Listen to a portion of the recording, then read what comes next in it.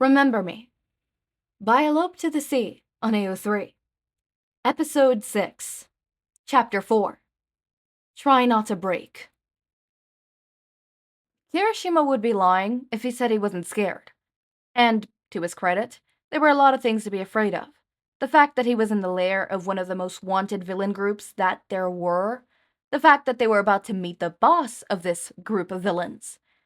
Gravity and Ingenium were waiting by the sides of a table in the middle of the room. Kirishima managed to see his surroundings, and could only be creeped out by it. Masked, toys, posters of different heroes, in different poses, were all over the room. It was poorly lit, and someone was sitting on the table. You guys... The voice of the leader of the hero villains was nothing like Kirishima had expected it. It wasn't loud, or rough. It was a voice very much like his own, and somehow that was even scarier. Want our help? Yes. Momo was the one to speak, as Kirishima tried to shake off the feeling that something really bad was happening. Todoroki told us you could help us. Our friend has been kidnapped by the League of... Kachan. The person got down from the table and stepped into the light. Kirishima wasn't sure what he was expecting, but it was definitely not a cute 5-feet-tall boy who was covered in bandages and scars, wearing a bunny hoodie. You know Kachan? He's our friend, he said, which made the boy start smiling cheerfully. Kirishima wasn't sure if he should trust that smile. These were villains, after all. I'm so glad Kachan made some friends. The boy beamed, walking towards Kirishima. Tell me, has this quirk gotten any stronger? Does he have any other friends? How is his family doing? I hope he is eating properly. Man, I wish I could have talked to him in the sports festival. It's been ages. Do you know each other? Kirishima asked, his defense still up high, to what the boy looked at him. Hurt. He didn't talk about me? His eyes dropped to the floor. Well, I guess that makes sense. Don't worry, we'll help you. Consider this as a personal favor. The boy then went back to the table, taking some notes from the pile. You really helping us? Kirishima asked, making the boy turn around. If you want to see it that way, the boy said, shrugging. I'm mostly doing this for Kachan and Todoroki, but yeah, I'll help you sneak in and save him. Thank God. Kirishima dropped to the ground, letting out a huge sigh. It's nice to see that Kachan is having fun in UA. The boy smiled, going through his notebook. But why do you want to go save him? Aren't the heroes supposed to be doing that? They are, but they say it's dangerous to go without a plan, Kirishima said, looking down. Fair enough, and I'm guessing that's why Todoroki brought you here? The boy said as he reached the page of interest. He must have thought I could come up with a good plan to sneak in faster than the pros. Can you? Momo asked, looking up and down at the boy. Of course I can. The boy laughed and cleared his throat. Let's see. Momoyaro Ozu, Eijiro Kirishima, Mina Ashido, and Kaminari Dinky. You could have given me better material to work with. But nothing is impossible. The boy closed the notebook and sighed. This won't be easy.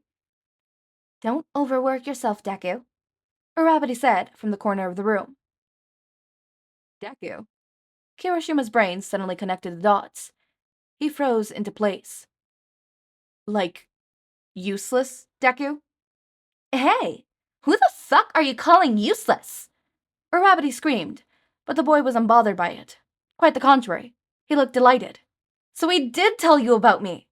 The boy's smiling face couldn't get any wider. Kachan told you about me. He really cared. He said you... Kirishima couldn't find words he was actually saying. Bakugo had talked about the exact same person with such a sad look in his eyes, like he was about to cry, to give up. He said you killed yourself. Wow, is that how the media covered my death? The boy raised an eyebrow, but then shrugged. Did he also say I set my house on fire? Kirishima nodded. They did really not bother even investigating. Well, it's not that surprising. He feels awful about it, he said, recalling all the times Bakugo muttered the name under his breath. He wanted to say sorry, The boy stared at Kirishima, the grip on the notebook loosening up, and he fell to the ground with a thud, echoing through the room. Kirishima dared to look up at the boy, who looked at him with a broken smile and tearful eyes. His hands were trembling, and when he spoke, his voice came out breathy. "Get out." He choked out, his voice raspy, as if he would start breaking down in any second. His hands went to clasp his cloak in a second. Kirishima, face to face with covered tears, filled with something he couldn't tell if it was rage or grief. "Get out!" Uraraka finally snapped, running to the door, taking Kirishima's arm, tugging him away, and Denium pulled Momo out of the room. "Get out!" The last thing he saw was the boy fall to his knees, tears streaming down his face, and a scream rip out his throat before the door closed. I'm sorry," Kirishima said, looking at Uraraka.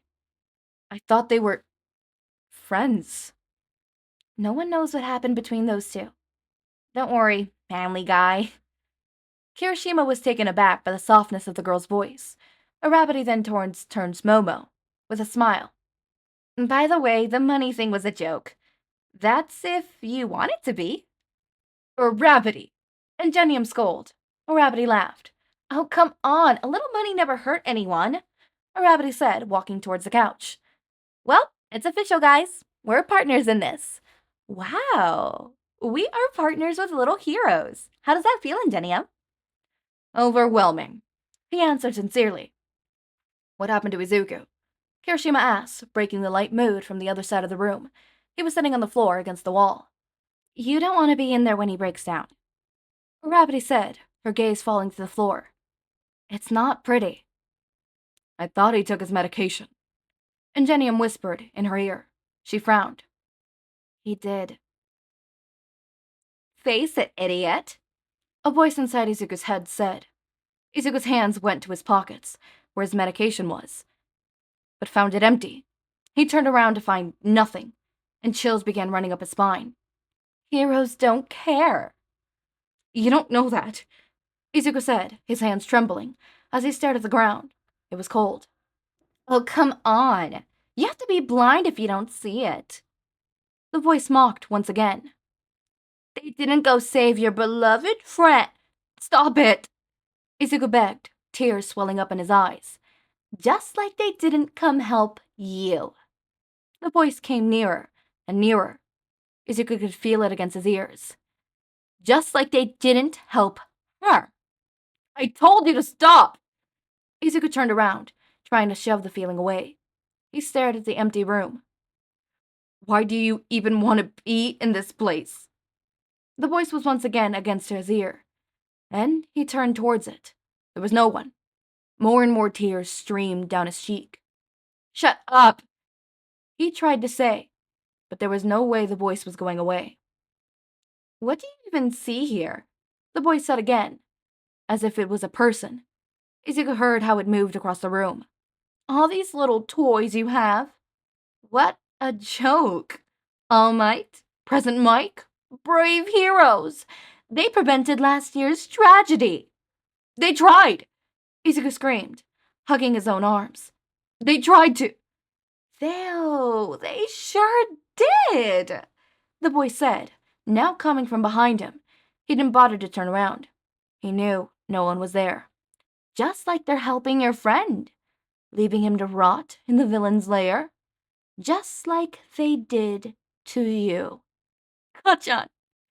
Izuku choked out his name, the memories coming floating, and he screamed again. "I don't want Kachan to get hurt!"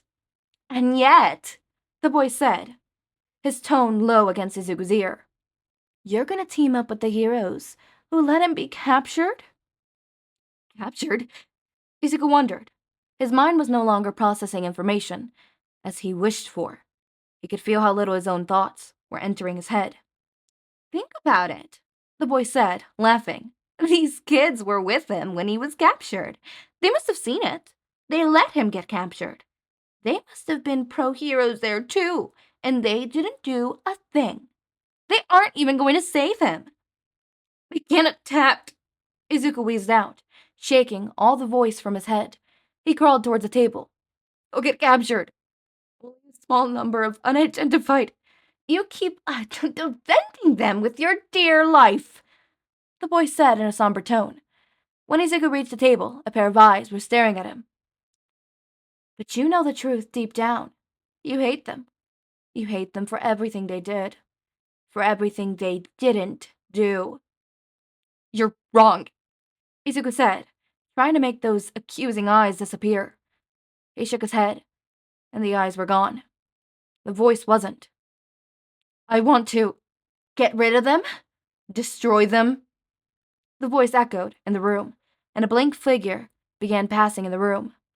It would be so easy, Izuku. Come on. You know the ins and outs of every hero in existence. You could prove All Might wrong. You can become a hero. Hero? Izuku's mind was trying so hard to let itself be freed from these weird voices. Once you destroy All Might and the UA, you become the hero of the damned. The voice began saying in a hurried pace. Everyone who couldn't become a hero would look up to you. You'll be their hero.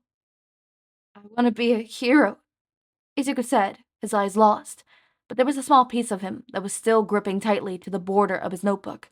His eyes landed on the 13th notebook, and they began filling with water. I'll never be one. I can't. Not anymore. He took the closest object he had in his hands and threw it hard against the framed notebook.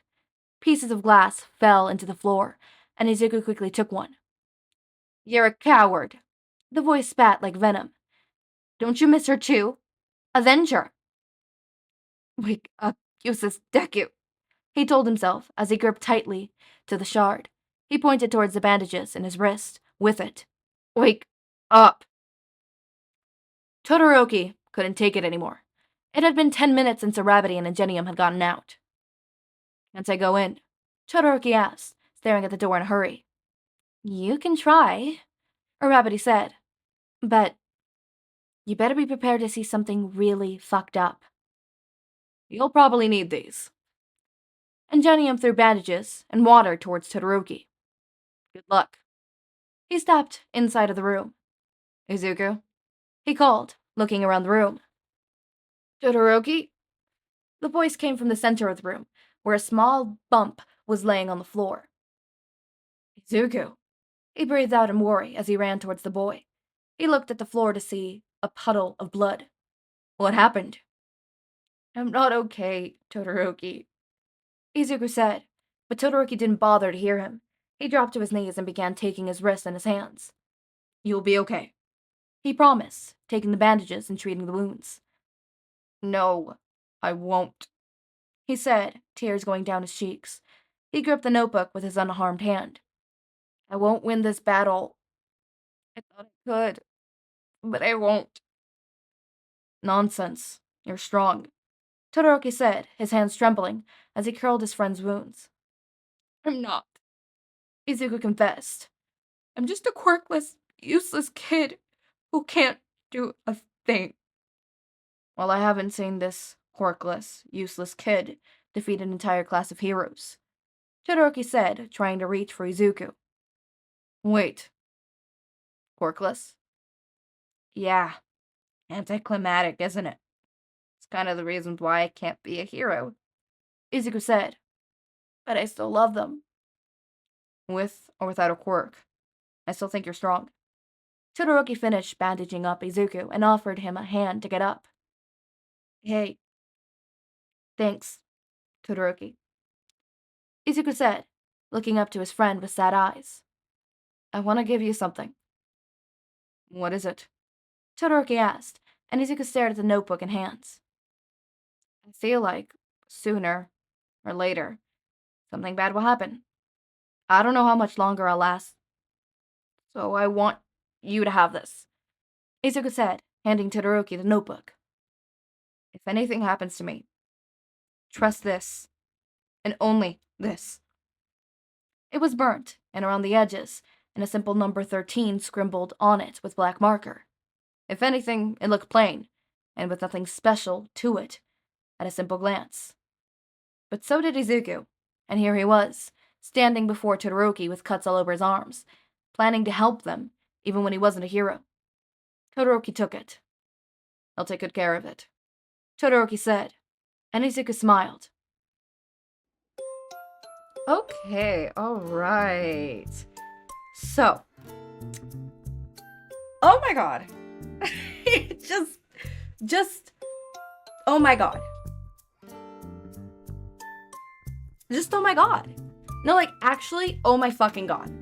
Because, what the fuck? What the fuck? Okay, so, clearly Izuku's helping out, but what the fuck was that? Okay, turns out Izuku doesn't have a quirk, and he's just quirkless. So I thought it had something to do with his breakdowns and the way he needed medicine. But turns out, it's not that. Why does he need medicine, though? Is he going psychotic? Did something happen? What was that fire? Did a villain attack him and he was held captive? Was he turned to Nomu? That's my new thingy. He's a Nomu. He's a Nomu! Guys, he's a Nomu. And if he's not a Nomu, he's under some quirk effect. And as I said this. One of my theories was that he was under a quirk effect. I'm telling ya, under a quirk effect. Dude, this is how I want people to react when I put mysteries in my fics. Goddamn. I'm crazy. I'm going crazy. Soon you're gonna see a bulletin board with a bunch of thumbtacks. Thumbtacks. And red string connecting everything together, and I'm gonna be crazy and gonna be telling you about that, and I'm gonna be like, no, listen to me, the voices, they're telling me. Don't worry guys, I'll never get that bad. About that. But no, but like really, oh my god. Like actually, this is kind of genius. I'm not gonna, sorry, it's just, this is really interesting. I'm really interested in this kind of thing. It's really intriguing, if I'm being honest. Okay. Whatever's gonna happen next, I'm really intrigued. The next chapter is called The Knight and the Angel, Chapter 5. Oh, sorry, my thingy started playing. Summary, Iida's backstory. Notes, I took a trip to California, woo! Then Nevada, woo! And now I'm back in Mexico, woo! Hold up, you're in Mexico? I'm going to my university tomorrow, so I'm kind of nervous. I might not update as frequent now, but I can assure you it is not over yet. I have some really bad episodes of depression while I was in my trip, especially the weight of going to the best university in the country while I'm pretty much barely above average, and also going to a major that I don't completely love. It'll be some hard 5 years, and the existential depression will hit me hard. Good thing this fic is a way of releasing my fucked up thoughts. Anyways, I hope you enjoy this bit of soul I spent hours writing. Oh my god, I hear you. Sometimes you just gotta release the demons through your writing, okay? Sometimes you gotta chop off a hand of a character because you just need to chop it off. Not for plot reasons, just because that is the way you cope. I need a therapist, I know, I'm in the waiting list. Anyways, there's not much I wanted to say other than this. I think this was really, really interesting so far. It is a really interesting story, and I'm really, really, really, really, really looking forward to like fully digesting this story. I cannot believe I kept putting it aside. Oh my god, I am never putting... Okay, I'm never saying never, but I'm going to try to never put a story aside just because I do not find it interesting, or it does not pique my interest immediately, or I lost interest in it. We're always gonna read it, and we're gonna go in order of things that need to be read. Yep, we are finally having an order in this goddamn place. Wow, surprise, surprise, I know. But we're finally gonna go in order, so I know exactly what's gonna come up next, even if it is, well, actually, no, I'll skip the order if it is a really, really lengthy fic, and I'm already doing another lengthy fic. Shit, I need to go under fic, because I only have 3 jotted down right now, and then I think I have 1, 2, 3, 4, 5. 5 that I still don't need to jot down, that is 8. I do not like that number. I always like it to be 10 and above, 10 and above, 10 and above, you know, kind of situation. Anyways, enough about that. What do you guys think Izuku's quirk is? Or not what his quirk is, but what is happening to Izuku, those voices, what is that? What do we think happened to his backstory? We're gonna get Iida's backstory, so something tells me, because Iida mentioned medical bills, so something tells me that Iida's brother and the hero villain attack thingy, the hero killer attack happened sooner than it was supposed to, and it left Iida's older brother Tensei, in the hospital, and I am interested to see that. Also, Uraraka, I feel, joined solely because her family needed it, right? Or something along the lines of that, or her family got screwed over by heroes. Something, I'm telling you, something. Okay, as always, my raindrops, make sure to eat, sleep, drink water, take your meds. Have a wonderful day or night. Link to my Discord server and socials are down in the description. Subscribe to see more of my content, and thank you so much for watching.